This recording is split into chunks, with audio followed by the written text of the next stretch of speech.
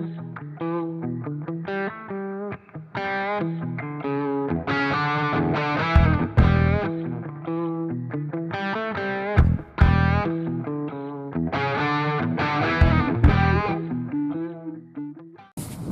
morning, welcome back to the woods, and you'll find me on a really nice morning, but it's a bit on the breezy side and there's a bit of a chill in the air, but that's okay. The only thing with that is fire hazard. I don't think it's rained here for a fortnight and everything's bone dry. I'm going to get the fire going first, but to be on the safe side I'm going to use a star fire. Just going to reignite my logs and just keep the pot on the boil. But I'm going to try something a little bit different. I've got the remnants of last week's fire still on the hump, and because it's so windy I'm going to have a go relighting the wood. Well, obviously there's not much wood now, it's just basically charcoal, so I'm going to try and relight that and use the wind to my advantage. I'll try lighting it with a ferro rod. I've got my soft TBS. That's probably the best bet, and if that doesn't work I'm just going to use a jet lighter, and if it doesn't light I'm just going to use a feather stick and get the twigs going. But I thought it's worth a try, something a little bit different. That piece is quite fibrous, so I'm going to try and light that.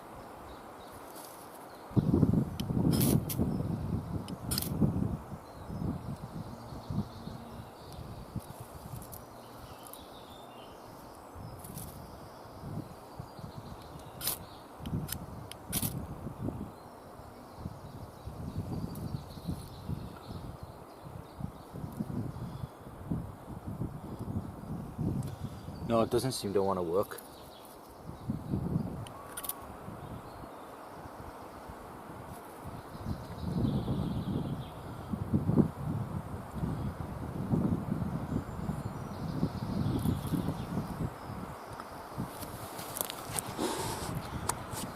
We'll forget that. Doesn't want to work.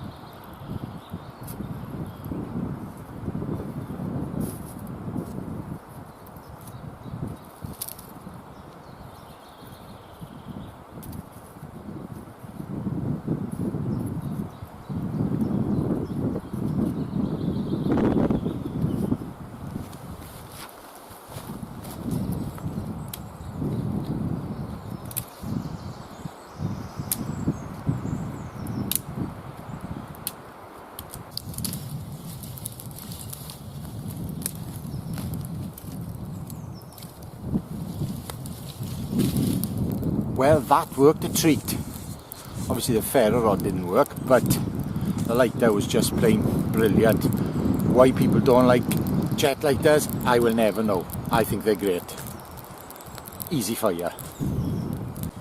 Well, you can see how windy it is. I'm not going to load that up. I'm just going to keep it as small as I can and then push the logs together. I really don't want a forest fire.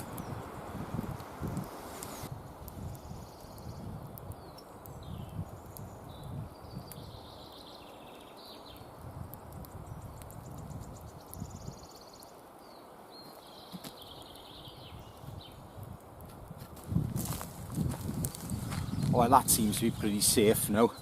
I put a couple of these old logs around it, slow the burn down, keep the wind off it a bit, and it's burning nicely now.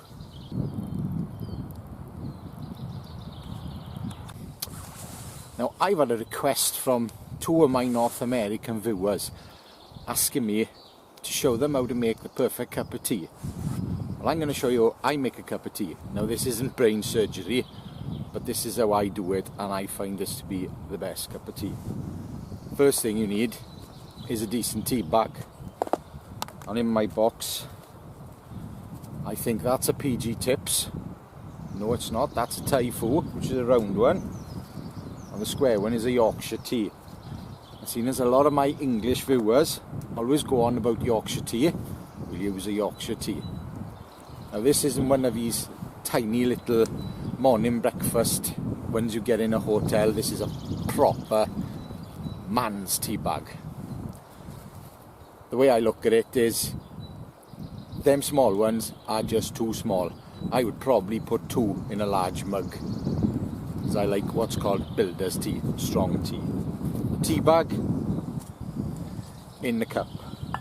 Now if you take sugar or something, put that in now as well. Personally, I do sweeteners. Stopped taking sugar in my tea and coffee years ago. I don't take anything in my coffee, but I do take sweeteners in my tea.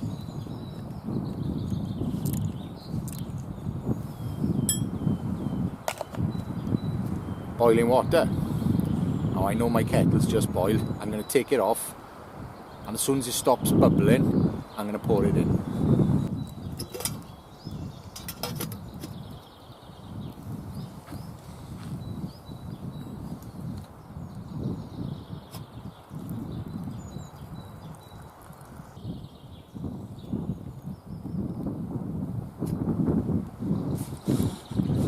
Now the secret is to leave it for 2 minutes to do its magic. 2 minutes has elapsed. Now, really important thing, when you're fishing your tea bag out, do not squeeze the hell out of it. You squeeze it a bit and get it out, because if you squeeze hell out of it, it goes bitter.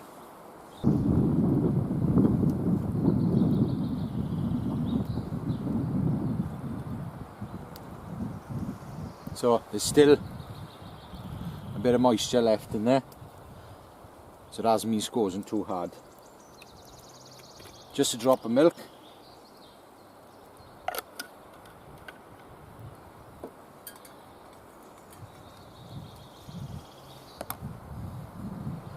Voila, the perfect cup of tea. Yes, good cup of tea.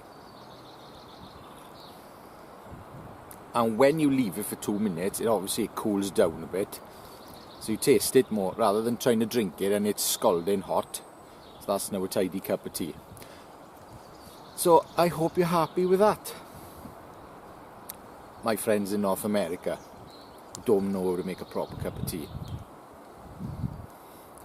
Well, I'm going to drink this, then I'm going to play with my big knife. Right, I'm going to talk about this for a couple of minutes before I start using it. Well, this is Cold Steel Sanmai 3 Kukri. And I picked this up about a fortnight ago, second hand. And I've been looking for one of these for a while, because I didn't want to pay full price for one, seeing as I'm not really going to use it that much. I've already got a carbon one. I think it's an SK5 with a polished blade. Doesn't say carbon V or carbon 5, whatever you like to call it. So I'm assuming it's an SK5 or an 01. It could be an 01. If it's polished, it could very well be an 01. Well, this one's been used and it's been cleaned up a bit. The handle's in very good condition, but it's definitely been used. The sheath, we won't go into that. It looks like it's been run over by a car, but the knife's fine. It's relatively sharp. I'm not going to bother sharpening it, because at the end of the day, me and my fussiness, it'll be like a big huge razor blade, and as soon as it hits a knot, it's not going to be. So I put a lanyard on it, and that's just constrictor knot. Job done. Nice and safe, won't fly off. Nice grippy handles on these anyway. I do find some of the Cold Steels, there's a bit of a tick in the handle. Quality control over the years has dropped a bit with them, but this one's good, because this one's made in Japan, and I know the made in Japan ones are usually spot on, because my Sanmai Trailmaster is built like a rock. Right, well, I'm not going to leave camp today. I was going to go and cut that tree up, the one I chopped up last week, but because of the wind situation, I'm going to stay close to camp because I don't want anything catching fire. So that log, what's left of it, is on my sawhorse. I'm going to chop it in half with this thing, see how long it takes. I don't think it's going to be as good as the El Chete mine from past experience. Let's have a look. I've decided to go through a knotty section, give it a bit more of a test, see how the edge holds up.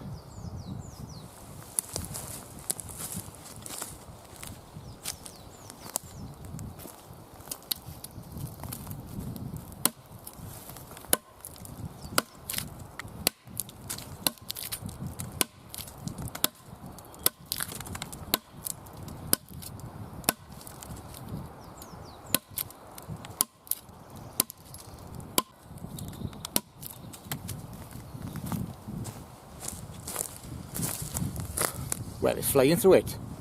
Excellent.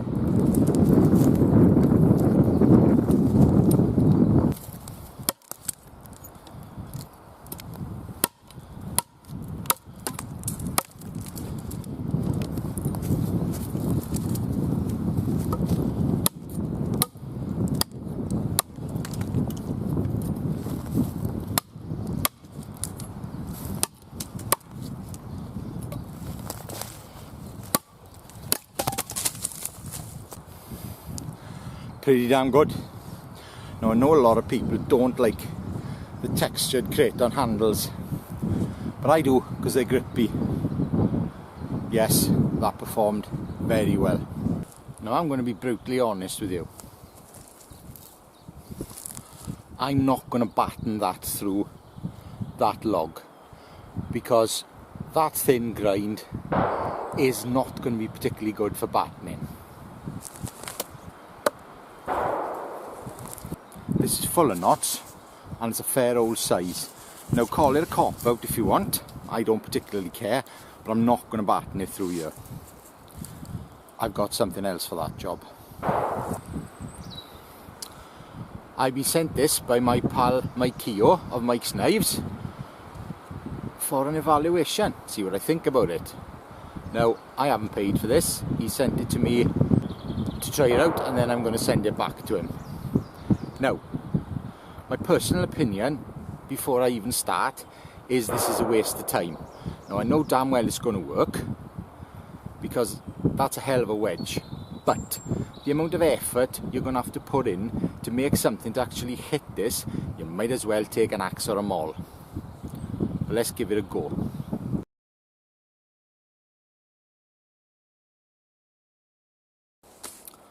Time to do a bit more work with the kukri. And as you can see, I've split some wood up and I'm now going to make some shavings with it.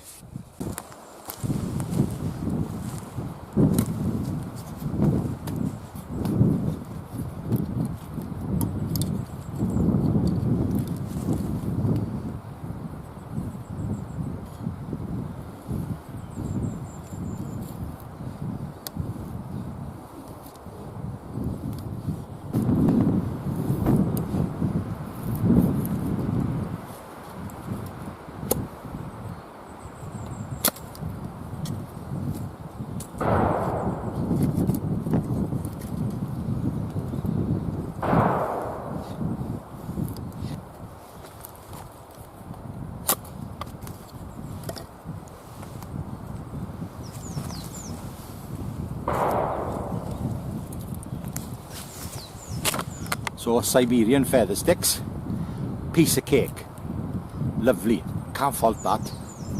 Now I need some fine ones. And if you're wondering why I'm calling them Siberian feather sticks, it's because I've seen this technique with Lars Survival Russia, and he uses this technique all the time. And they, as far as I'm concerned, they are like second stage feather sticks. See if I can do a thin one.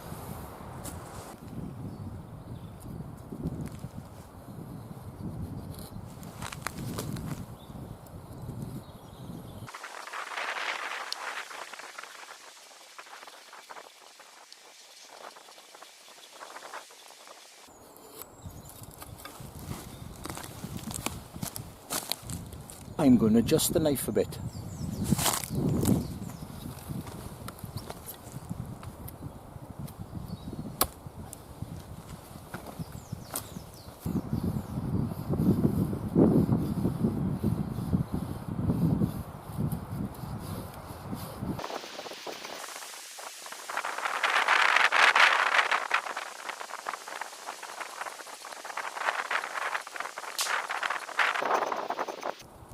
Well, I think it'll take a bit of practice, but that's not bad.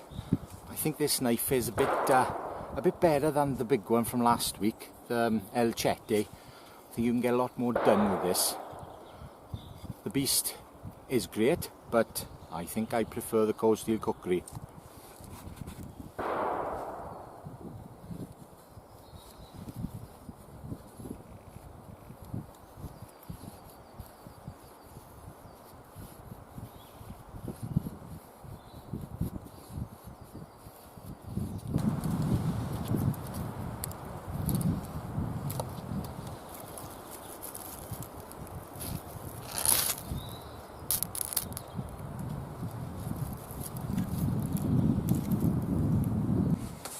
Well, that's another one over with. I hope you've enjoyed. I hope you've learned something. And I've had a nice day anyway. The wind's been a bit of a pain in the backside, mine. And the shooting, but can't be helped. What have I learnt? I have learnt that if you're going to look for a big knife that'll do a few different jobs, I think that is better than the El Chete. I really like that knife. But I knew I was going to like it because I've already got another one. Yeah, no edge damage, and I chop through knots. It can shave really well. It can split. It can do just about everything. But it is predominantly a chopper. I do like that knife. As for the Woodsman's wedge, well, that video came out before this one, so you know my thoughts on that. Right, so thanks very much for watching.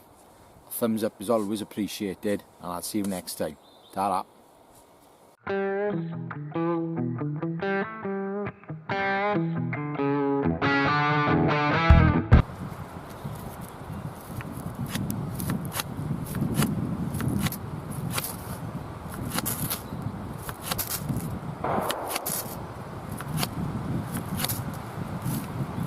Fucking twat. No, fuck that thing.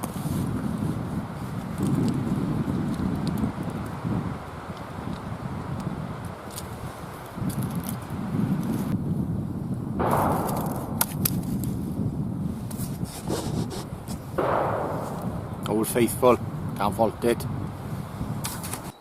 Not my pal Nick, likes to drop it from a great height.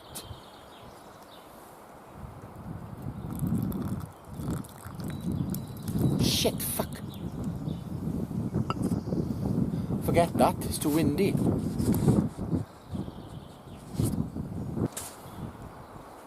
Not a chance, didn't get anywhere near. I don't think I got more than 10. And that's because the grain of the stick isn't right. So if you're going to attempt 20 curls, make sure you've got a nice bit of straight grain, because that's on the wonk, unfortunately. So no, I don't think there's one there over 10.